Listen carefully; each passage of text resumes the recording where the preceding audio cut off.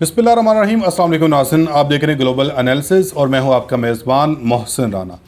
नाज़रीन, पाकिस्तान की तरफ से ईरान और अमेरिका के दरमियान जो 15 रोज़ा जंगबंदी करवाई गई और इस जंगबंदी को मुस्तकिल तौर पर जंगबंदी में तब्दील करने के लिए या मज़ीद इसके ऊपर जो है वो बातचीत करने के लिए आज से इस्लामाबाद में जो मुज़ाकरात का सिलसिला है नाज़रीन, ये शुरू होने जा रहा है। अमरीकी वफ़द जेडी वेंस की क़यादत में जो है, जब तक आप ये वीडियो देख रहे हो, एन मुमकिन है कि वो इस्लामाबाद पहुंच चुके होंगे, क्योंकि गुज़श्ता रात से वो अमेरिका से रवाना हो चुके थे। तो जब अमेरिका से रवाना हुए तो इन्होंने बाकायदा जो है मीडिया से गुफ्तगू की। इस गुफ्तगू में इनका पाकिस्तान के हवाले से और इस मुज़ाकरात के हवाले से क्या कहना था, इस पर आपको जो है इसी वीडियो में बताऊंगा। और इसके साथ साथ ट्रंप की तरफ से एक बार फिर से ईरान को आखिर क्यों धमकी लगाई गई है।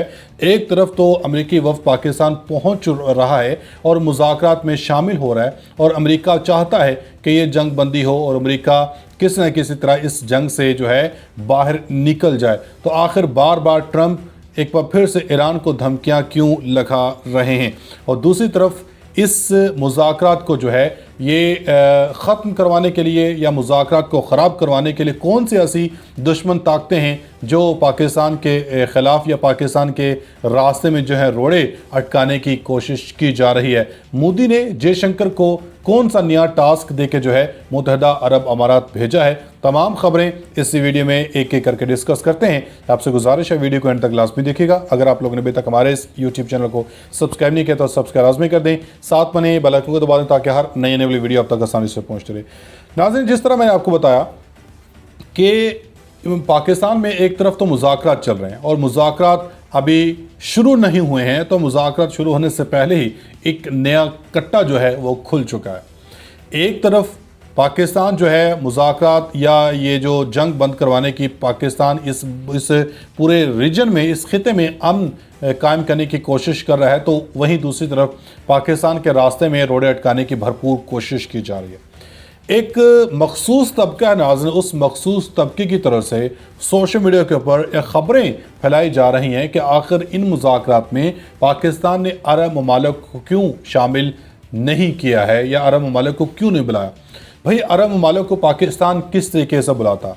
अरब ममालिक से ही ईरान के ऊपर जो है वो हमले किए जा रहे थे और अब ईरान और अमेरिका के दरमियान ये जंग जारी थी, तो ईरान और अमेरिका ने ये सीज़ फायर करवाया है, तो अरब मुल्कों को क्यों इस जंग में जो है या इस मुज़ाकरात के टेबल पे लाया जाए। अलबत्ता जो है सऊदी अरब पाकिस्तान के साथ खड़ा है। सऊदी अरब ने पहले दिन से ही इस जंग बंदी मुआहदे की जो है वो मुआहदे का खैर मकदम किया। तुर्किया की तरफ से भी जो है खैर मकदम किया गया और रजब तैयब उर्दवान की तरफ से बाकायदा कतर को, ईरान को, तमाम अरब ममालिक को कहा गया है कि पाकिस्तान की इस कोशिशों का खैर मकदम करना चाहिए और ख़िते में जो है अमन कायम करना चाहिए। इसी में पूरे जो ख़िते की बेहतरी है। तो अब नाज़रीन, कुछ मखसूस ऐसे लोग हैं जिनका मैंने बताया कि वो नहीं चाहते, जिसमें दुश्मन ताकतें भी हैं, कि पाकिस्तान को ये एजाज़ हासिल हो या पाकिस्तान इस मुज़ाकरात में कामयाब हो। तो इसलिए नाज़रीन, भारत की तरफ से अपने एक मखसूस तबके को जो है मुत्तहदा अरब अमारात एक ख़ास टास्क देके मोदी की तरफ से भेजा गया है।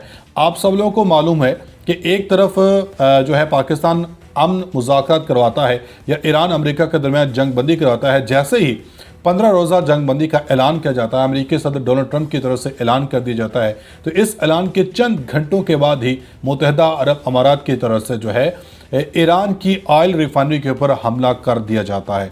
तो इस हमले के पीछे इजराइल का हाथ था। इजराइल के कहने के ऊपर मुत्तहदा अरब अमारात ने जो है ये ईरान के ऊपर हमला किया। जवाबी कार्रवाई में पासदारान इनकलाब ने फिर मुत्तहदा अरब अमारात की भी ऑयल रिफाइनरी के ऊपर भरपूर जवाबी कार्रवाई की। अब चूँकि नाज़रीन, एक तरफ तो ये मुज़ाकरात चल रहे हैं और वहीं दूसरी तरफ जो मोदी सरकार है, मोदी ने अपने जो इनके वज़ीर ख़ारजा हैं जयशंकर और तर्जुमान वज़ारत ख़ारजा हरदीप पुरी, इनको जो है एक अहम टास्क देके मुत्तहदा अरब अमारात भेजा है। इनका यकीनन टास्क ये होगा कि किसी न किसी तरीके के साथ یہ پاکستان کے اندر ہونے والے امن مذاکرات کو جو ہے سبوتاژ کروایا جائے، پاکستان کے اندر ہونے والے اس مذاکرات کو کامیاب نہ ہونے دیا جائے، کیونکہ متحدہ عرب امارات کبھی بھی نہیں چاہے گا کہ ایران کا جو پلڑا ہے یہ بھاری ہو۔ حالانکہ سعودی عرب کے حوالے سے کہا جا رہا تھا کہ سعودی عرب جو ہے یہ ایران کی امریکہ اور ایران کے درمیان جنگ بندی نہیں چاہتا، مگر سعودی عرب نے سب سے پہلے جو ہے یہ خیر مقدم کیا پاکستان کی اس کوششوں کا، اور سعودی عرب نے پاکستان کو واضح طور پہ کہہ دیا ہے کہ ہم آپ کے ساتھ شانہ بشانہ کھڑے ہیں۔ ایسا ہی سمجھیں کہ سعودی عرب بھی ان مذاکرات میں جو ہے یہ بیٹھا ہوا ہے۔ اور دوسری طرف ناظرین، مذاکرات سے پہلے جو ہے ایران کی جو اس وقت قیادت ہے، چونکہ جس طرح میں نے بتایا کہ امریکی جو وفد ہے یہ پاکستان پہنچ چکا ہے اور ایرانی جو وفد ہے یہ ابھی پاکستان نہیں پہنچا ہے، اس حوالے سے ایرانی جو پارلیمنٹ کے اسپیکر ہیں باقر کالیباف، ان کی طرف سے ایک اہم ترین جو سٹیٹمنٹ ہے یہ جاری کی گئی ہے۔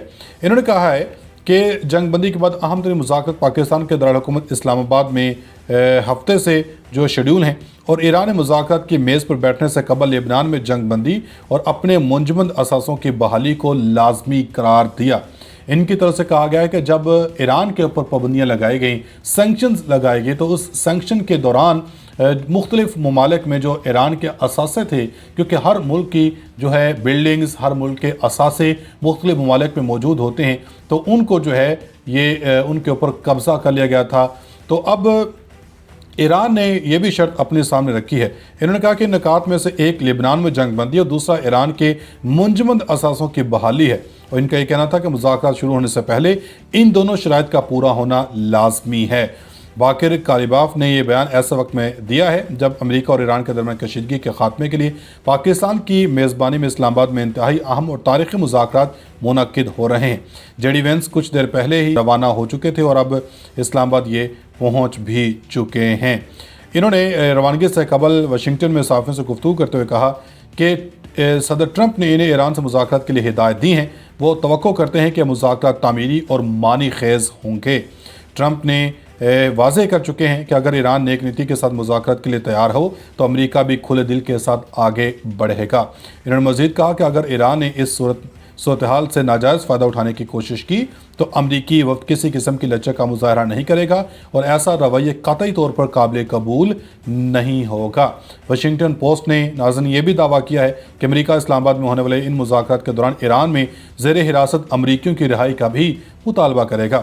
رپورٹ کے مطابق فی الحال یہ واضح نہیں کہ امریکی وفد اس معاملے میں ایران پر کتنا دباؤ ڈالے گا، کیونکہ اگر مذاکرات میں پیچیدگیاں پیدا ہوئیں تو حالات کو دیکھتے ہوئے اس مطالبے کو مؤخر بھی کیا جا سکتا ہے۔ اور 10 نکاتی تجاویز میں لبنان میں جنگ بندی پر عمل درآمد، آبن و حمس پر نگرانی کا اختیار، خطے سے امریکی فوج کے انخلاء، منجمد اثاثوں کی بحالی جیسے مطالبات شامل ہیں۔ اور ادھر ناظرین، صدر ٹرمپ کی طرف سے ایران کو ایک بار پھر سے جو ہے یہ دھمکی لگا دی گئی ہے۔ صدر ٹرمپ نے کہا ہے کہ ایرانیوں کو سمجھ نہیں آ رہا کہ ان کے پاس اب کوئی کارڈ نہیں بچا۔ ایرانی صرف زندہ اس لیے ہیں کہ وہ ٹرمپ سے بات کر رہے ہیں۔ اپنے سوشل میڈیا پلیٹ فارم کے اوپر ٹرمپ کی طرف سے کہا گیا ہے کہ ایران کے پاس صرف یہ آپشن رہ گیا ہے کہ وہ آبن حمس کو وقتی طور پر بند کر کے دباؤ ڈالنے کی کوشش کرے، جسے انہوں نے بھتہ لینے سے تعبیر کیا۔ امریکی صدر نے کہا کہ ایرانی صرف اس لیے زندہ ہیں کیونکہ وہ امریکہ کے ساتھ بات چیت کر رہے ہیں۔ امریکی صدر ڈونلڈ ٹرمپ نے ناظرین معاملات کی تبدیلی کا اشارہ دیتے ہوئے سوشل میڈیا پوسٹ پر لکھا کہ دنیا کا سب سے طاقتور ریسیٹ ہو گیا۔ بظاہر اس پوسٹ میں کوئی مزید حوالہ نہیں ہے، لیکن امریکی میڈیا نے اس پر کہا کہ صدر ٹرمپ کے یہ جملے ایران سے مذاکرات کے حوالے سے ہیں۔ اب تک اتنی اپنی فیڈ بیک کا اظہار کمنٹ سیکشن میں لازمی دیجیے گا۔ ملیں گے اگلی ویڈیو میں، تب تک کے لیے اللہ حافظ۔